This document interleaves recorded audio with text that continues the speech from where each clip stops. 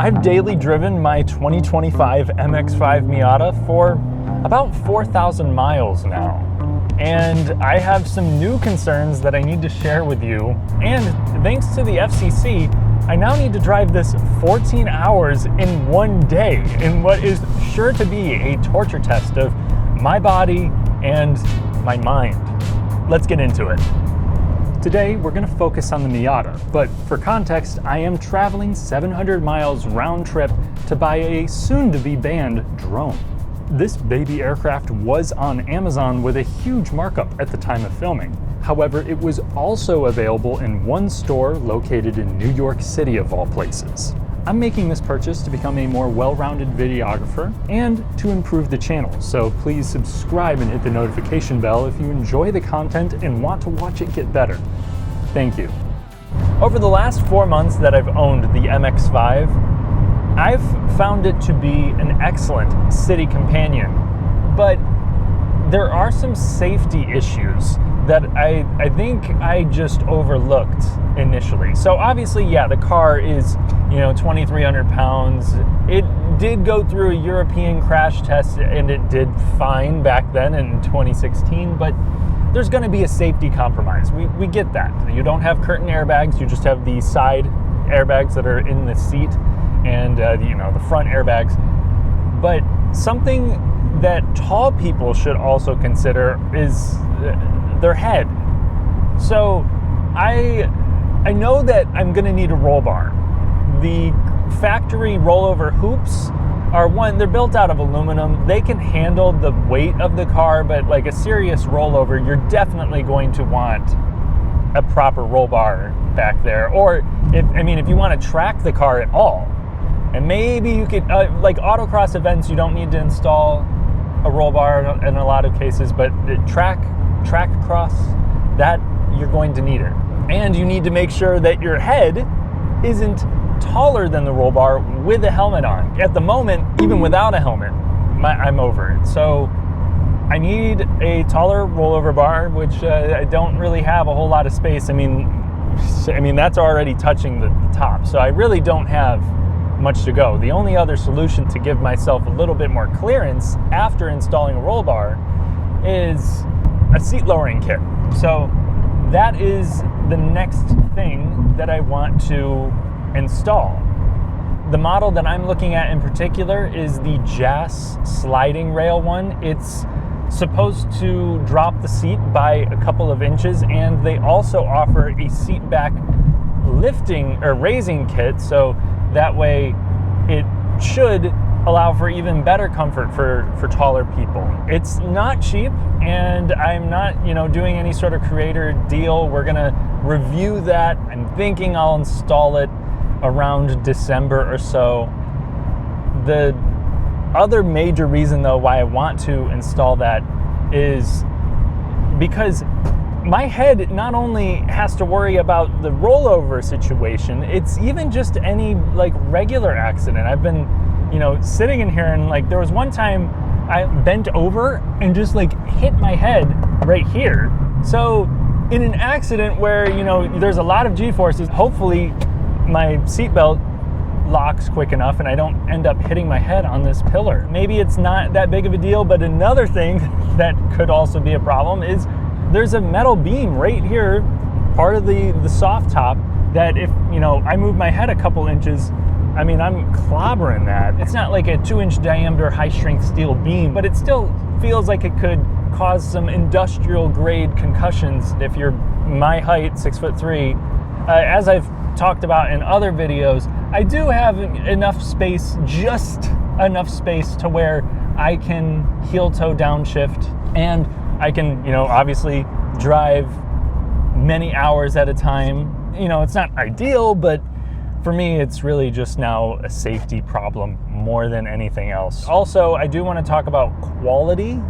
So something that I've noticed with over the last couple of months is the top makes this really annoying clicking sound when it's up like this. And why it bothers me is because it's right next to my ear and my passenger's ear. It does it on both sides. I've also heard a couple other slight rattles from different areas. not near as bad as my GR Corolla was. In fact, this has better build construction and overall quality than most performance cars below 50 grand. But since we're talking problem points right now, some have reported premature signs of wear on the steering wheel, seats, and shifter. So far, with just over 4,000 miles, the only aesthetic issue I've noticed is the paint's willingness to chip. I'd strongly recommend getting a front-end PPF to keep it pretty like I did. I was warned of this prior to buying, but something that I didn't pick up on until later is just how much the rear view mirror hinders my forward visibility of things like parked cars and pedestrians. The windshield frame also makes me duck to see most traffic lights when I'm at the front of the line. One inherent shortcoming with the MX-5 that I do not think they're going to be able to fix in a future generation, at least to a degree that's ever really going to satisfy the masses, is sound insulation. Like this kind of car, it being as lightweight as it is, it being a soft top or just a convertible in general, it's going to be really difficult for them to be quieter. So with these sport and club trims, you're going to have a thinner soft top, and that does make a pretty big difference compared to my Grand Touring. It will be louder, and I think as it sits, this is tolerable for me on most types of highways up into, about 65 miles per hour. I can travel at 70, 75 for an extended period of time, but once it's been 2 hours or so, that's when I'm like, okay, I'm gonna put in the earbuds. As you pick up the speed, this will also showcase that aggressive gearing. And I mean, I want this to always have a 6-speed manual. It doesn't, need 7 ratios. But if you're going to have those close ratios, then up at 70 miles per hour, you're going to be revving close to 3,000 RPM. I mean, unless you have a whole lot more torque so that it can handle taller gearing, this is kind of just what you're going to be stuck with. And I think that's a fair trade-off for having the most satisfying mechanical feeling transmission in the business. I also don't need turbo torque. I prefer the rev-happy 2-liter. This powertrain makes daily driving a joy in more scenarios than most performance cars because you can wring it out without collecting tickets like a conductor. And so long as there's no precipitation, you can drop the top in 3 seconds to maximize the fun factor. Being the lightest mainstream sports car also translates to handling that feels alive. It reacts with fluidity to your inputs. However, as I've talked about much in previous videos, the resulting twin-size bed dimensions has consequences for commuting. The trunk, while I found it to be usable, cannot handle anything bulky. The passenger seat has less legroom than the driver, which was already quite limited. But I do want to bring up some good with the bad. So in driving this in the city a lot, there are a couple of things that I've really appreciated. One, the turning circle. This is an insanely tight turning circle.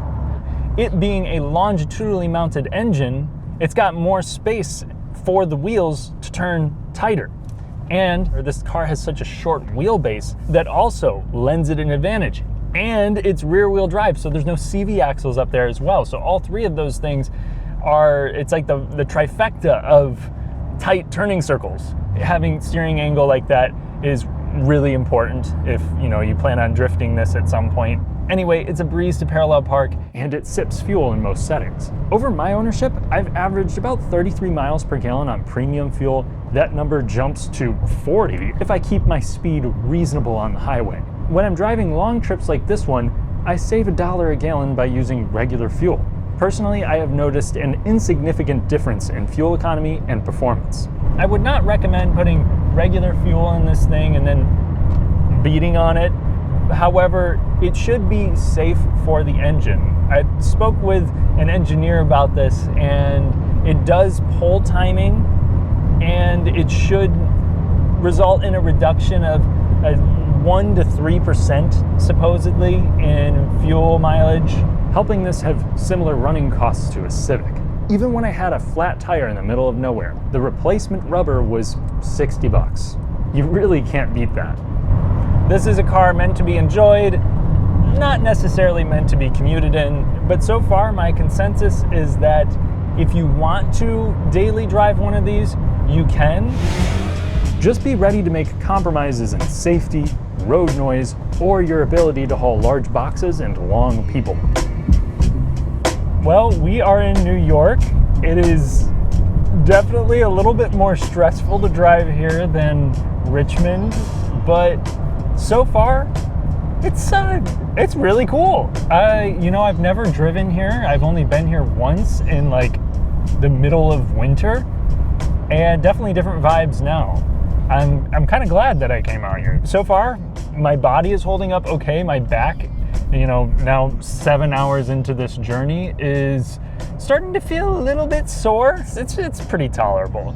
I think once you kind of get used to these seats where you're sitting kind of suspended in the seat, it's not a traditional design, it's much more comfortable than the optional BBS Recaro seats. Those have like rigid metal bolsters on the bottom, so really, unless you're skinny, long journeys will be more taxing in the Recaros than they would be in the standard seats. Now, one issue that you're going to find with any Miata is when the top is up, visibility over your outboard shoulder is poor. Like, I'm relying on the blind spot monitoring. Looking over your right shoulder, you do have a little bit more visibility here than you do in the RF, in my opinion, but this is definitely less stressful when the top is down. I'm gonna shut up now and try not to crash. The whimsical appeal of New York quickly faded away as I spent probably an hour total in stop and go traffic to go maybe 3 miles. Ended up getting the drone. I mean, I ran in there because I had just 10 minutes left on my parking reservation. In New York, the Miata was a good companion. I think the manual transmission is really quite easy to live with just because the clutch is on the light side. The shift rows are short, definitely not as tiresome to use as my GR Corolla was in that same stop and go environment. I have been sitting in this seat for 11 and a half hours, and yeah, my back is definitely starting to feel some pain. I think added lumbar support would be nice, maybe like an adjustment, an ability to adjust that in a future generation of MX-5. That would help out for these long hauls. And as I've noted before, the ride in the MX-5 is definitely choppy. If the pavement is like anything but perfectly smooth, you're going to have a lot of this kind of choppiness. So I think that would be another area for improvement with the next generation MX-5. If they could make this a little bit smoother, a little bit more settled feeling.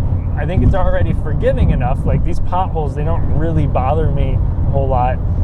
It's just the constant little motions that do. The other feature that I could see Mazda actually implementing in the future generations is lane centering. This does not have any form of that, and I don't care that much in this kind of car. It does help reduce fatigue, and I did appreciate it in the Toyota GR Corolla, but I get used to not having it pretty quick.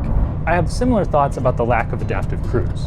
After 14 hours on the road, I made it back home. My lower back was sore, but my body held up better than I thought it would. My first 4,200 miles with the Miata have been refreshing. Unlike many of the new cars I drive for channel reviews, the MX-5 is engaging not just on a nice road, but everywhere. It's also perfectly suited for tight parking in busy city streets. It costs next to nothing to run, and it still manages to meet my comfort and practicality demands, even if it doesn't exceed them. If you're like me and you don't need back seats or a big trunk, and you're aware of how much your head might stick out, the Mazda MX-5 is a better daily than you'd think. Thanks for watching, and thank you to my channel members for helping me improve my content.